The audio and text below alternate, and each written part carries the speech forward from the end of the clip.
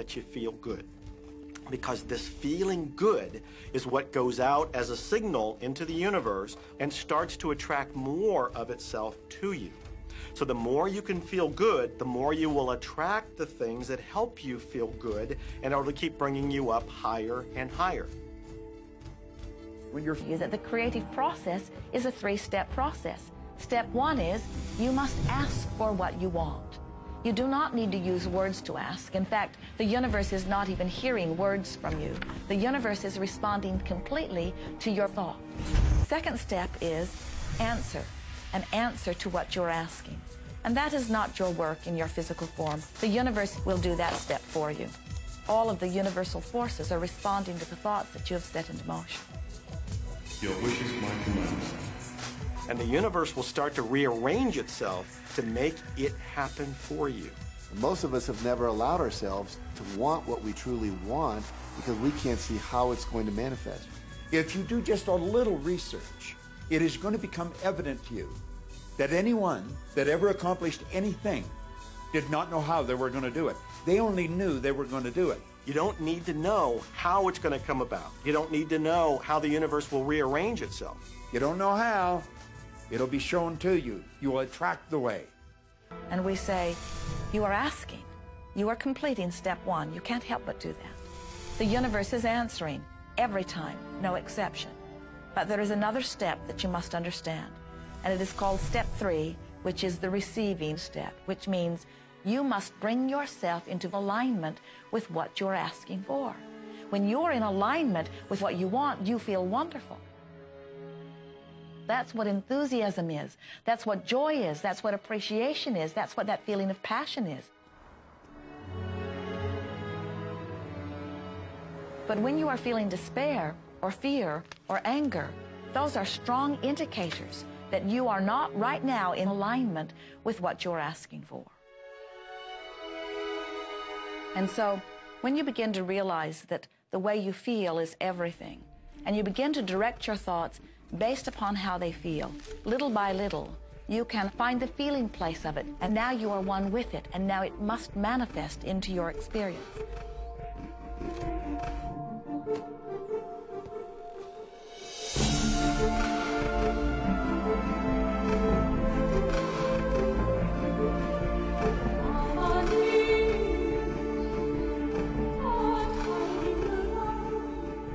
And when you turn that fantasy into a fact, you're in the position to build bigger and better fantasies. And that, my friend, is the creative process. So the law of attraction, the study and practice of the law of attraction is just figuring out what will help you generate the feelings of having it now. Go test drive that car. Go shop for that home. Get in the house. Do whatever you have to do to generate the feelings of having it now, and remember them. Whatever you can do to do that will help you to literally attract it. It could be you wake up and it's just there, it's manifest. Or you might get some inspired idea of some action to take. You certainly shouldn't be going, well, I could do it this way, but man, I would hate that, because you're not on the right track if that's the case. Action will sometimes be required, but if you're really doing it in line with what the universe is trying to deliver, it's going to feel joyous, you're going to feel so alive, time will just stop, you do it all day. The universe likes speed. Don't delay, don't second guess, don't doubt. When the opportunity's there, when the impulse is there, when the intuitive from within is there, act. That's your job. And that's all you have to do. You will attract everything that you require. If it's money you need, you'll attract it. If it's people you need, you'll attract it. If it's a certain book you need, you'll attract it. You've got to pay attention to what you're attracted to. Because as you hold images of what you want, you're going to be attracted to things, and they're going to be attracted to you. But it literally moves into physical reality with and through you. And it does that. You can start with nothing. And out of nothing, and out of no way, a way will be made. All that we are is the result of what we have thought. Okay, what can you do right now to begin to turn your life around? I'll tell you 2 or 3 things. Start making a list of things to be grateful for. Start with that, because this shifts your energy. It starts to shift your thinking. Where before this exercise, you might be focusing on what you don't have, and you might be focusing on your complaints, and you might be focusing on whatever the problems are. When you do this exercise, you start to go in a different direction. You start to be grateful for all the things that you feel good about. Gratitude is absolutely the way to bring more into your life. Every man knows that when his wife's appreciating him for the little things he does, what does he want to do? He wants to do more. It's always about appreciation. It pulls things in. It attracts support. I've said for many years that whatever we think about and thank about, we bring about.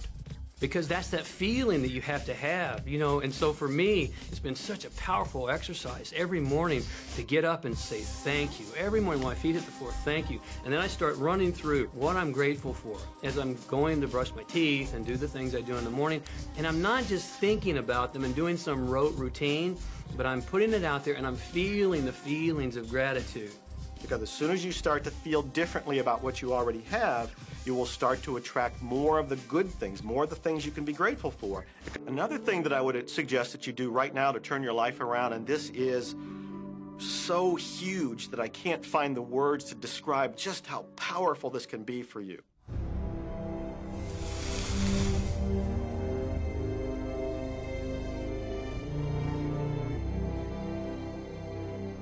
I took the visualization process from the Apollo program and instituted it during the 1980s and 90s into the Olympic program. And it was called Visual Motor Rehearsal.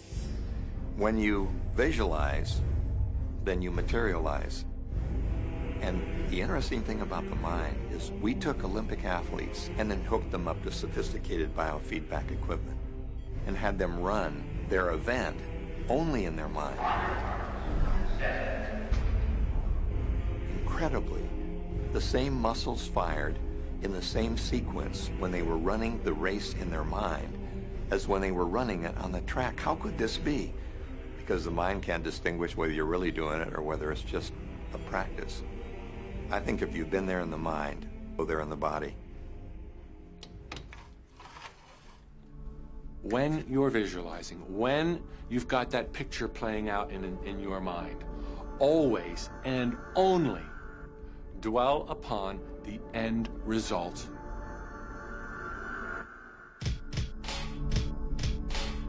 Here's an example. Look at the back of your hands right now. Really, look at the back of your hands. The color of your skin, the freckles, the blood vessels, the rings, the fingernails, the fake fingernails. Take in all those details right before you close your eyes. And then see those hands, your fingers, wrapping around the steering wheel of your brand new car.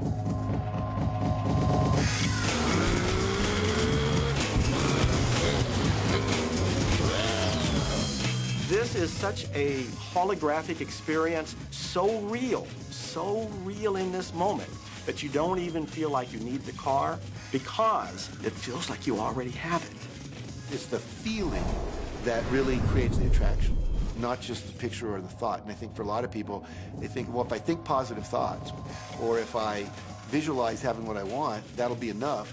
But if you're doing that and still not feeling abundant or feeling, you know, loving and joyful, then it doesn't, from my mind, really create the power of the attraction. This is where the secret actually moves into action.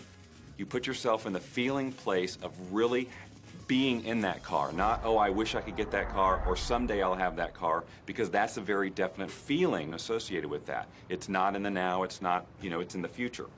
If you stay in that feeling, it will always be in the feel the joy, feel the happiness, no matter how silly it seems in that dark and quiet room, and you're going, woohoo, do it. A lot of people will say, you know, come on, do I have to do that? How bad do you want change?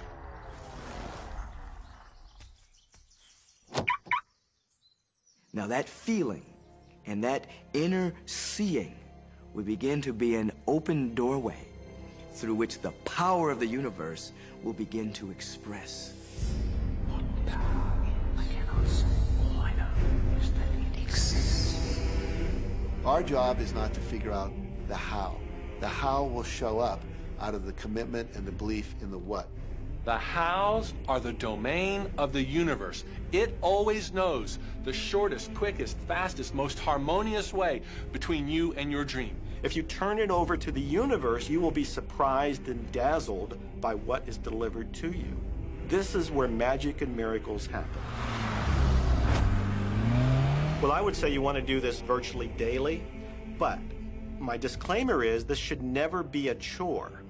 What's really important here to the whole secret is feeling good. You want to feel exhilarated by this whole process. You want to be high, happy, in tune as much as possible.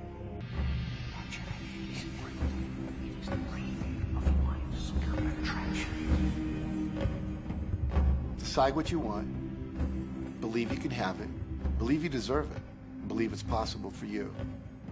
And then close your eyes every day for several minutes and visualize having what you already want and feeling the feelings of already having it.